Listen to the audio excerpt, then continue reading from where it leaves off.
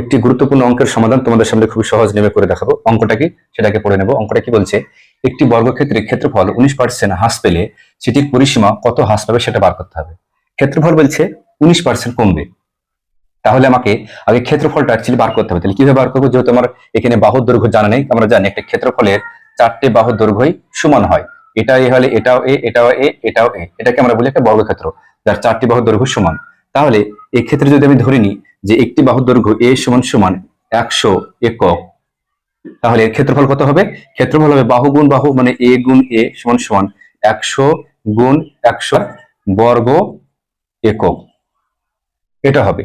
এবার তারপরে পরিসীমাটা বার করে নিব। এখন পরিসীমা মানে কি, 4 গুণ এ, মানে 4 গুণ একটি বাহুর দৈর্ঘ্য, এটাকে বলে পরিসীমার ফর্মুলা।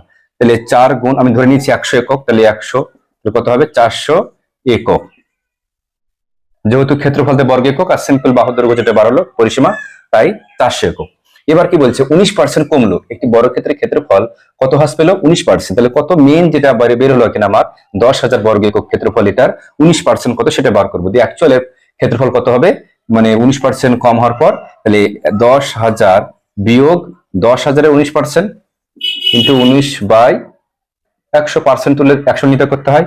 তাহলে 100, দুটো শূন্য কেটে গেল, আর 19 দিয়ে গুণ করলে কত হবে, এটা 10,000 বিয়োগ 1900 মানে 1,900, এটা বিয়োগ করলে কত হবে, তাহলে 8,100 বর্গ একক। আর 8,100 বর্গ একক এটা আমার দাঁড়ালো। এবার কি করতে হবে, ক্ষেত্রফল যেহেতু 8,100 পেয়ে গেলাম, তাহলে এখন আমার বাহুর দৈর্ঘ্য বার করতে। বাহুর দৈর্ঘ্য বার করার নিয়ম কি, এর বর্গমূল নির্ণয় করতে হয়। যেহেতু 81 আছে, তাহলে আমরা অনায়াসে বুঝতে পারছি এটা 9 গুণ 9 81 হয়, তাহলে কি দুটো শূন্য আছে, 90 গুণ 90, এটা হবে এর বর্গমূল নির্ণয় করতে হবে। তাহলে এটা হবে একক।